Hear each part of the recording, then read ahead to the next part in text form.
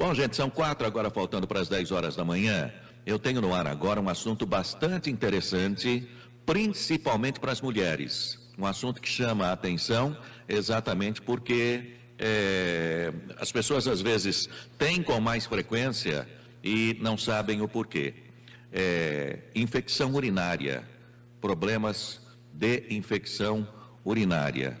Eu hoje converso com o Dr. Guilherme Prado Costa, falando exatamente a respeito disso. Os nossos papos dentro da área de atuação do Dr. Guilherme são muito interessantes. A gente fala de exame para identificação de câncer de próstata.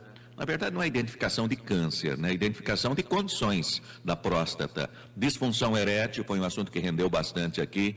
Cólicas renais, só de pensar isso já dá dor, né? E hoje, especificamente, infecções urinárias nas minhas amigas que estão ouvindo e que porventura tenham um problema e precisem de orientação. Antes de mais nada, bom dia, obrigado mais uma vez por estar abrindo mão aí dos seus afazeres e atendimentos para nos atender.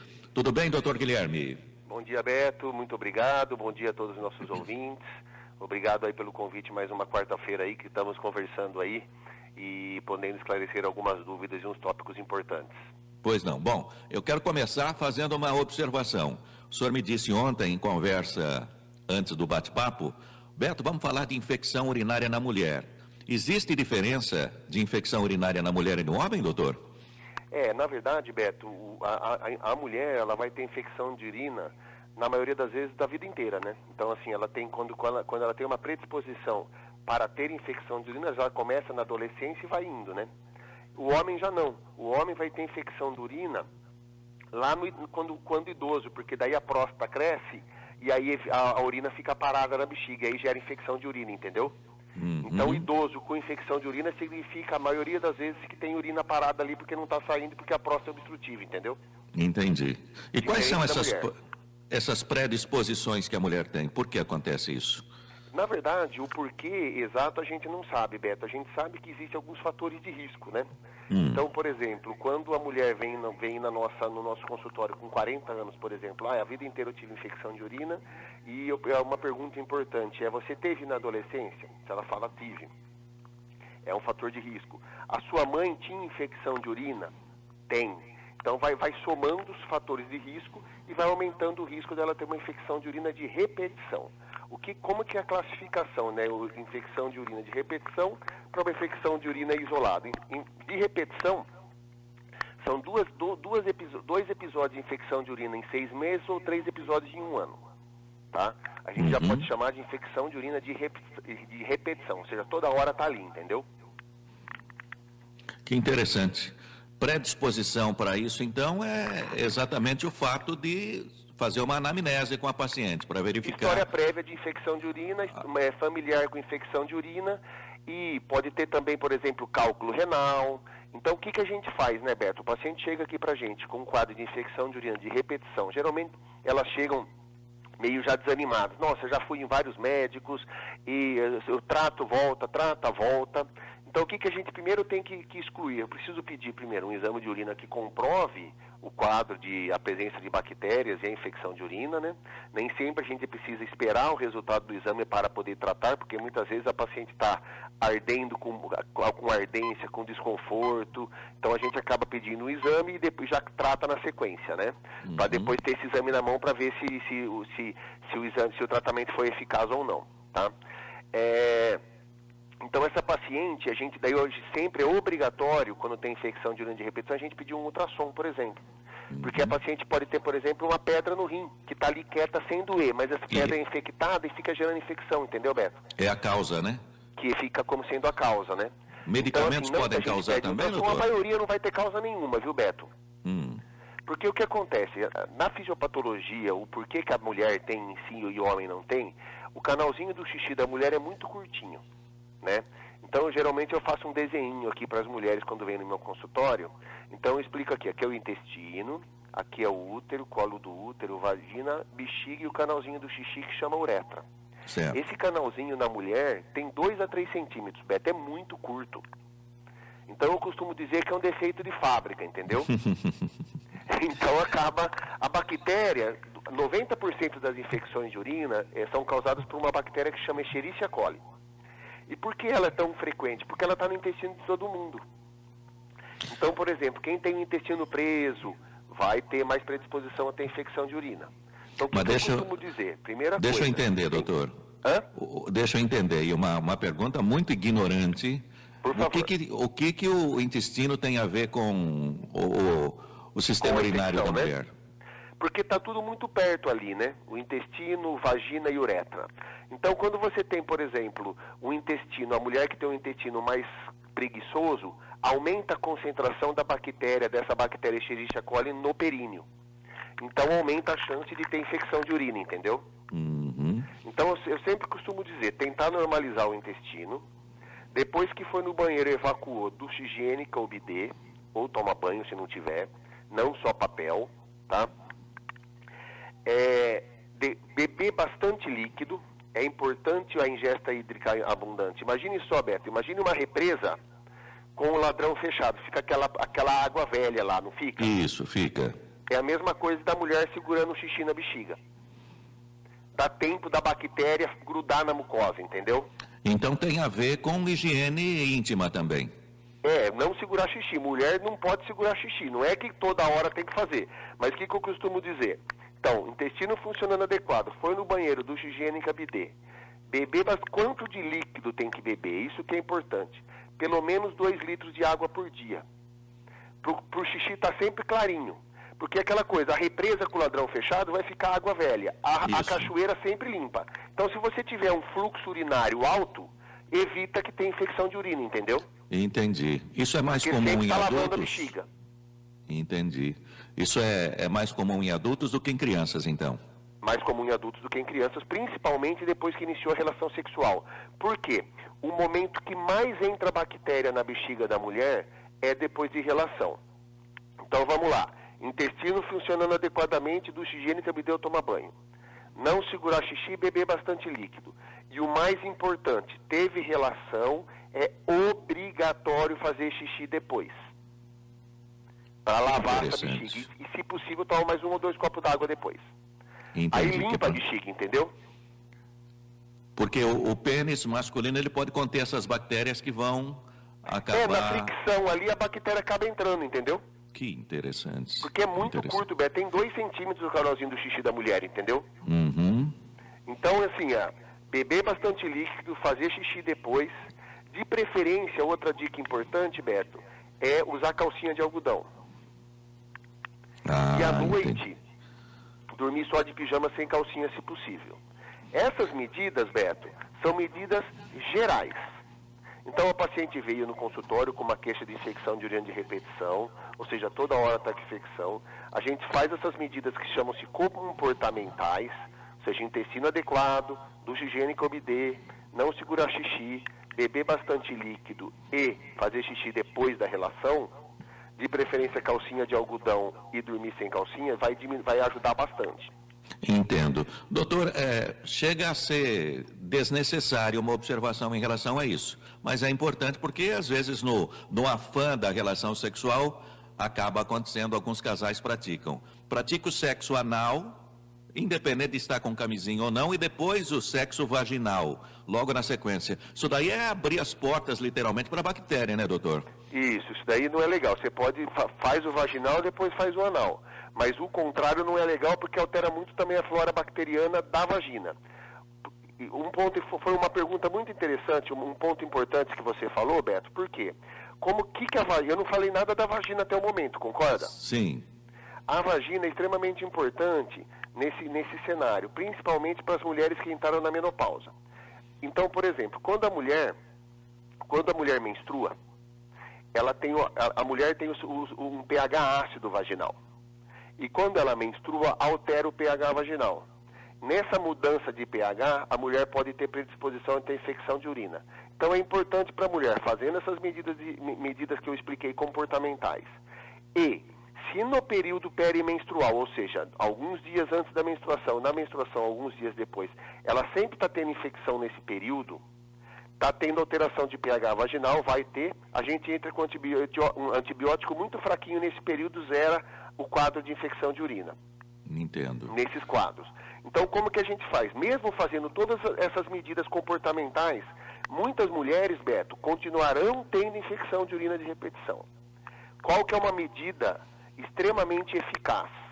A gente dá, nesses casos, a gente trata a infecção vigente e a gente dá um antibióticozinho bem fraquinho, por exemplo, a macrodantina, um comprimidinho à noite, todo dia por 6 meses. Por que à noite, Beto? Porque é o tempo que mais a bexiga fica cheia. Certo. Isso daí pode tomar vinho, pode tomar cervejinha, não tem problema nenhum. É vida completamente normal. 0 quadros de reinfecções. Depois desse período, se a mulher tem um histórico muito grande de infecção de urina, a gente só dá um antibiótico depois da relação. Então teve relação, toma um antibióticozinho depois, entendeu? E ameniza bastante esses quadros, entendeu? Não necessariamente, mas na grande maioria das vezes, o problema é bacteriano, então. Não, é bacteriano. Sempre. Aí, Beto, foi interessante, um ponto que eu esqueci de falar da mulher na menopausa. O que acontece em relação à parte vaginal, né? As mulheres, quando entram na menopausa, muitas mulheres nunca tiveram infecção de urina. Entra na menopausa, começa a ter infecção de urina. Por quê? Quando entra na menopausa, tem um ressecamento vaginal. E com isso altera o microambiente, e com isso tem predisposição, começa a ter infecção de urina. O que a gente faz? Medidas comportamentais que eu já disse, antibióticozinho, dose bem fraquinha todo dia à noite, e eu passo um creminho vaginal por 90 dias. Resolve o quadro também, viu, Beto? Ajuda bastante essas senhoras. Entendo. O uso de medicamento pode causar ou não necessariamente? O uso de medicamento em relação a quê, você diz? Não, medicamento, uso geral. Alguém que toma medicamento diário ou toma... Não tem relação nenhuma. Não tem absoluta. Chá funciona para resolver o problema, doutor? Não. Também não. Isso tudo é meio que místico. Isso é tudo meio que místico. Isso é místico. Tem uma entidade, Beto, que é interessante a gente falar, que muitas pacientes vêm no meu consultório, elas não sentem absolutamente nada. Então ela não sente queimação para fazer xixi, não está toda hora indo no xixi, não parece que a bexiga não esvaziou, que são sintomas de infecção de urina. Ela é completamente normal e tem um exame de urina com bactéria, tá? Então ela não sente nada e tem um exame contendo bactéria na bexiga. Esses casos, Beto, a gente não trata, tá? Então muitas mulheres ficam até ansiosas. Quando a gente trata isso chama bacteriúria, ou seja, bactéria na bexiga, assintomática, não causa nada. A bactéria, Beto, está vivendo em harmonia com a bexiga dela. Entendi. E aí a gente trata em 3 situações, somente. Se tiver gestante, por isso que a gente faz exame de gestante de urina independente de ter sintoma. Porque bacteriúria sintomática, a bactéria na bexiga pode causar parto prematuro. Quem está fazendo quimioterapia ou se vai operar prótese de joelho, por exemplo, a gente trata. Caso contrário, Beto, não precisa tratar. Entendo. É muito importante isso. E é interessante, né? Interessante, porque às vezes as pessoas não se atentam para isso. Eu estou tentando, enquanto o senhor está falando, puxar da memória alguns nomes que a gente conhece de forma popular. Eu gostaria que o senhor citasse alguns. Nefrite, por exemplo, tem a ver com infecção urinária, é isso? A nefrite? É. A nefrite, na verdade, ela chama pielonefrite, né? A pielonefrite é quando uma infecção que está na bexiga, uma cistite, que é só queimação, não tem febre, nada, só ardor e dor no pé da barriga, sobe para o rim. É uma condição rara, mas com potencial gravidade. Nesses casos a gente tem que tratar e às vezes até fica internado, Beto. Então, assim, se a pessoa vem com quadro de queimação para fazer xixi, toda hora fazendo xixi, ardência, tudo. Dor do lombar, dor nas costas, de um lado só. Mais febre, aí é problema, a gente tem que fazer um exame de imagem para excluir a presença de uma pedra no canal entupindo, e aí tem que tratar com antibiótico e algumas vezes tem que ficar internada. Agora, não necessariamente uma cistite pode se transformar em nefrite. A minoria absoluta, a minoria que pode acontecer, é raríssimo. Fale da cistite, doutor, por favor, que é uma coisa mais, eu diria que mais comum nas mulheres. A cistite é a infecção de urina na mulher, né? Entendi. Então, cistite é igual a infecção urinária na mulher. Então, o que ela causa?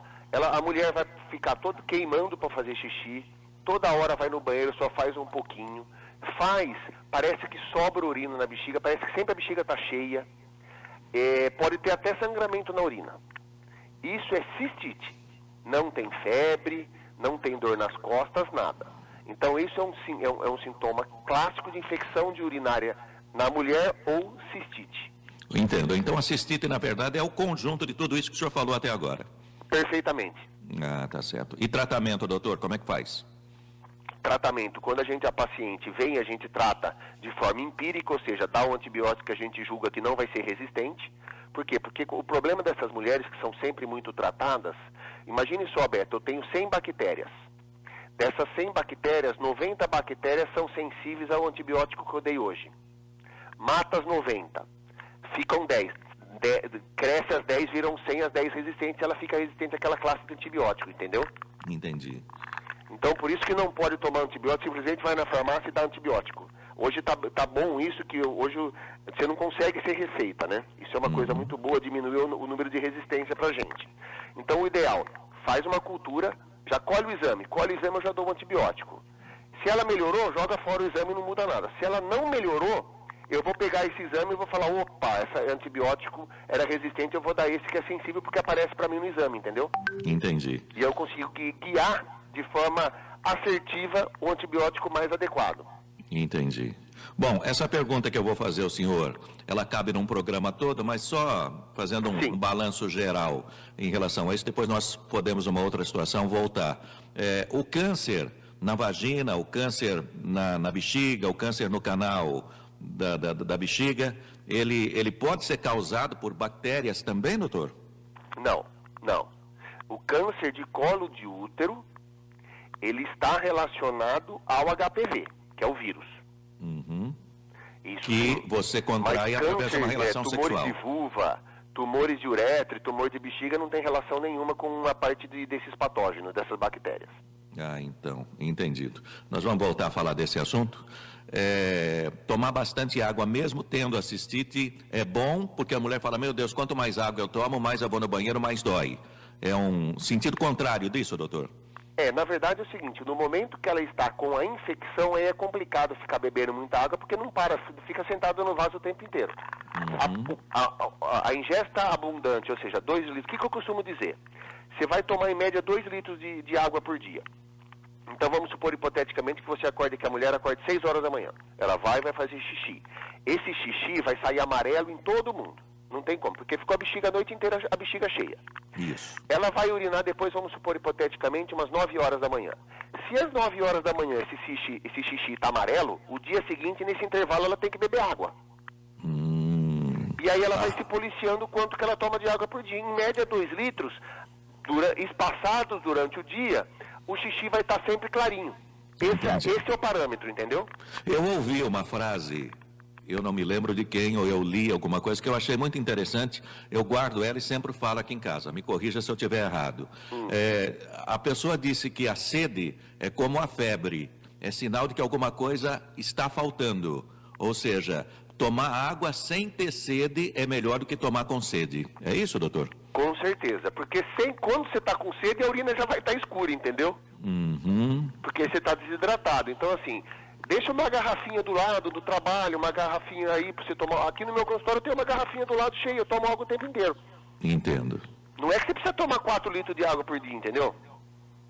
Mas 2 litros, assim, é o mínimo ali que dá para tomar, que vai bem, entendeu? Tá certo. Bom, então em relação à infecção da mulher, não tem automedicamento, não dá para fazer isso. É procurar o profissional de urologia mesmo. Perfeito, Beto. Procura o profissional. A gente dá assistência para esse tipo de caso, a gente trata de mulher também. Mulher também tem pedra no rim, a gente trata de mulher. Então o urologista não é o médico só do homem. A gente tem aqui uns 30% de tratamento de mulheres. Tumores dão em mulheres também. Então, assim, é comum o urologista tratar de mulher. Diferentemente do ginecologista, que só trata de mulher, o urologista trata do homem e de mulher, né? Então, a gente está aqui no nosso consultório à disposição para as mulheres que estão precisando, ou para quem estiver precisando, para poder dar o suporte para todos esses pacientes nossos aí. Perfeito. O contato com o senhor, por favor, doutor Guilherme. Então, nós estamos na rua Luiz Paiva, número 100, logo abaixo do Hospital Amaral Carvalho, né? Então, Luiz Paiva, número 100, logo abaixo do Hospital Amaral Carvalho. O contato é 98194-1640, ou seja, 98194-1640. Estamos aqui à disposição, atendemos todos os dias, Beto. Perfeito. Valor de consulta particular ou então convênio Unimed, é isso? Perfeitamente.